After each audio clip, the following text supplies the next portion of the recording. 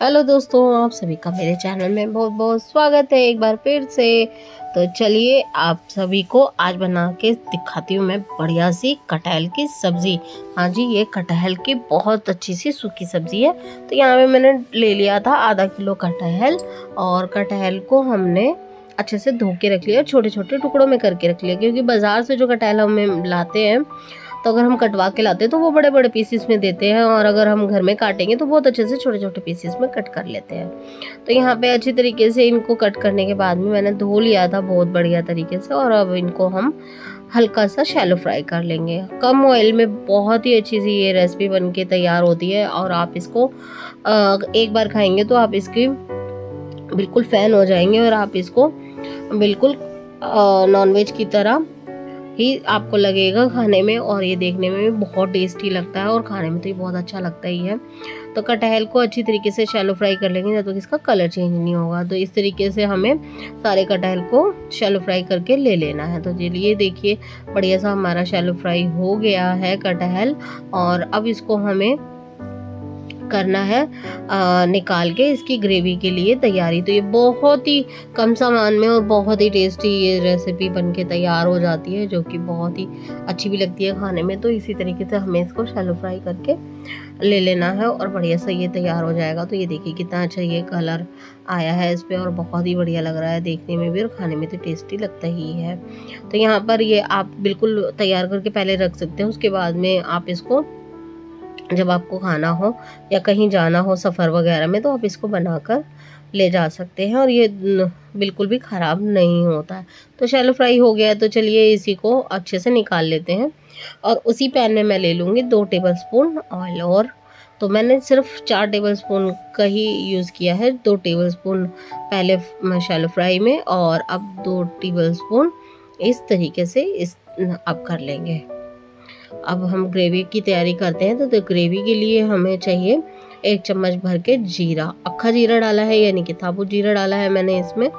और फिर इसके साथ में इसमें डाल देंगे हम एक बिल्कुल बारीक कटी हुई प्याज, बिल्कुल बारीक कटी हुई प्याज डाल देते हैं। और फिर उसके बाद में इसे अच्छे से पिंक होने तक हमें जब पिंक कलर हो जाएगा इसका और प्याज कलर चेंज कर लेगा, तो इसको हम आगे की तैयारी में लगाएंगे। तो ये बहुत अच्छे तरीके से हमारे ये प्याज हो जाता है, और ज़्यादा इसको ब्राउन नहीं करना है, नहीं तो फिर कड़वापन आता है। और क्योंकि कटहल का अपना भी टेस्ट होता है तो फिर वो ओवर पावर कर देता है, तो इसलिए हमें इसको हल्का सा गुलाबी होने तक ही बस इसे पकाना है। तो चलिए अब इसमें थोड़े से डाल देते हैं बेसिक से मसाले। तो टेबल स्पून के हिसाब से मैंने आधा टेबल स्पून डाल दिया है हल्दी पाउडर, 1 चम्मच भर के डाल दिया है टेबल स्पून के मैंने धनिया पाउडर, और हाफ टेबल स्पून डाला है रेगुलर वाली मिर्ची, और उसके साथ ही मैंने चम्मच का जो 1/4 हिस्सा होता है टेबल स्पून का वो डाल दिया है कश्मीरी मिर्च, जिससे कलर बहुत अच्छा आता है। और उसके साथ ही आधा टीस्पून डाल दिया है मैंने हल्दी पाउडर। तो सभी चीज़ों को अच्छे से भून लेंगे, क्योंकि मसाले अच्छे से भुन जाएंगे तो ये बहुत ही अच्छा टेस्ट बन देते हैं, और बहुत ही स्वाद आता है इनको पहले भूनने में। और अब इसमें मैं डाल दूंगी टमाटर। तो ये बिल्कुल बारीक कट के हमने टमाटर डाल दिए हैं, बिल्कुल प्यूरी वगैरह कुछ भी करने की ज़रूरत नहीं है। आप रैंडमली ही इस तरीके से काट पीट के भी अगर सब्ज़ी कोई बनाते हैं तो बहुत अच्छी लगती है। कटिंग वाली सब्ज़ी भी बहुत ही अच्छी है, बिल्कुल प्यूरी वगैरह करने की कोई ज़रूरत नहीं है। जैसे आप कहीं जल्दी में हो या आपको एट ए टाइम कोई सब्ज़ी बनानी हो, तो अगर कटहल आपके पास अवेलेबल है तो आप इस तरीके से बना सकते हैं। नमक डाल दिया है मैंने अपने टेस्ट के अकॉर्डिंग, क्योंकि नमक हमारे को बहुत ज़रूरी डालना है इसमें। और मैंने यहाँ पे 2 हरी मिर्चें इस तरीके से स्लिट करके डाल दी हैं, बीच में से चीरा लगा के। और 1 हरी मिर्ची को मैं बिल्कुल बारीक फाइन बिल्कुल काट के इसमें डाल दूँगी, जिससे इसका टेस्ट बहुत ज़्यादा अच्छा आएगा। और जिसको भी खानी होगी वो खा लेगा, नहीं तो जिसको निकाल देनी होगी, जैसे बच्चे वगैरह अवॉइड करते हैं तो फिर वो निकाल देंगे। तो इस तरीके से ये हमारी ग्रेवी बहुत अच्छे से बन के तैयार हो रही है, और ये इस तरीके से भी बहुत अच्छी लगती है खाने में। तो आप इस ग्रेवी को बिल्कुल बनाकर रख सकते हैं। और जब कटहल भी आपका भुना हो तो आप इसमें मिक्स कर सकते हैं और बना सकते हैं बहुत बढ़िया सी रेसिपी।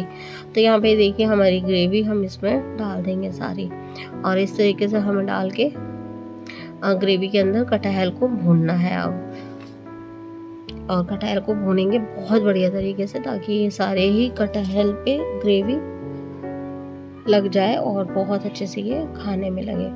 तो इस तरीके से चलिए ये हम ग्रेवी सारी ही भून के तैयार कर लेंगे। और जो हमारी रेसिपी है बहुत अच्छी लगेगी खाने में। तो ये देखिए कितनी बढ़िया लग रही है कटहल हमारी, और ग्रेवी तो बहुत अच्छा लगता है इसके अंदर खाने में, और बहुत ही टेस्ट आता है इसके अंदर। तो चलिए इसको अच्छे से भून लेते हैं। इस तरीके से ग्रेवी को बिल्कुल हमें लिपटा देना है अपनी सब्जी के ऊपर, और फिर इसको हमें 1 मिनट के लिए भुनने देना है।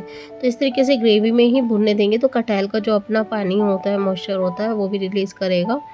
तो ये देखिए बहुत अच्छी से हमारी ग्रेवी भुन गई है और ये कटहल के साथ में भी लिपट गई है।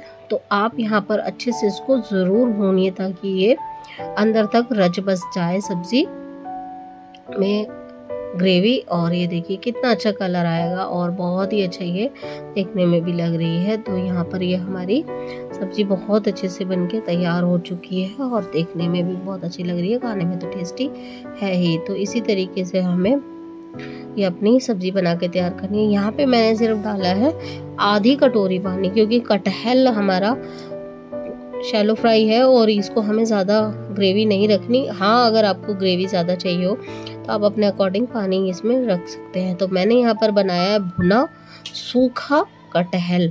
तो ये भुना सूखा कटहल मैंने जो बनाया है वो बहुत ही अच्छे से लगता है देखने में। और ये देखिए कितना अच्छा लग रहा है, और ये गल भी चुका है, बहुत जल्दी गल जाता है। और ये देखिए बिल्कुल सॉफ्ट हो चुका है, बिल्कुल ही गुई हो गया है, यानी कि बिल्कुल सॉफ्ट हो गया है। तो इस तरीके से ये हमारी भुना कटहल बनके तैयार हो चुका है, मसालेदार, और ये देखने में जितना टेम्पटिंग लग रहा है खाने में भी उतना ही स्वाद ये लगता है। तो चलिए देखिए कटहल कितना बढ़िया लग रहा है ना देखने में। तो इसी तरीके से हमें अपने कटहल को अच्छी तरीके से जितना हो सके भुनना है। तो ये देखिए हमारा कटहल बहुत अच्छा से भुन के तैयार हो गया। आप इसके साथ में पूड़ी बना सकते हैं, पराठे बना सकते हैं, किसी सफ़र में ले जा सकते हैं। और अगर आपको सुबह लंच के लिए, अगर किसी को टिफ़िन के लिए अगर सब्ज़ी वगैरह देनी है सूखी, तो आप ये बहुत अच्छा ऑप्शनल है। तो ये बहुत अच्छे से इसको अब हम डाल देंगे खूब सारा हरा धनिया, और इस बार और अच्छे से इसको हम मिला देते हैं ताकि ये भी अच्छा सा फ्लेवर दे दे। तो ये कटहल हमारा बहुत बढ़िया सा बन के हो गया है तैयार। और इस तरीके से हमारी सारी धनिया पत्ती को हमने अच्छे से मिला दिया, और देखिए देखने में कितना अच्छा लग रहा है। तो कटहल को ज़रूर बनाइए, अपनी डाइट में ज़रूर शामिल कीजिए। और ऊपर से मैंने डाल दिया इसमें चम्मच का 1/4 हिस्सा गरम मसाला। तो गरम मसाला मैंने ऊपर से डाला है और गैस कर दिया बंद। अब इसको हम अच्छे से मिला लेंगे, बढ़िया से इसको मिला देते हैं। तो ये बहुत अच्छा फ्लेवर देगा गरम मसाला, क्योंकि घर का ही बना हुआ है, तो ये बहुत अच्छा फ्लेवर देगा। और ये देखिए इस तरीके से कटहल हमारा बन के तैयार है। और चलिए इसको सर्व कर लेते हैं। तो मैं इसको सर्व कर रही थी रोटी के साथ में, तो हाथ की बनी हुई बढ़िया सी रोटी, और उसके साथ में ये कटहल की सूखी सब्ज़ी। और ये खाने में बहुत टेम्पटी लगती है, बहुत ही डिलीशियस ये रेसिपी है। तो आप इसको बिल्कुल बनाकर अपनों को खिलाइए, बहुत अच्छे आपको फीडबैक मिलेंगे घर वालों से, और बहुत टेस्टी लगती है।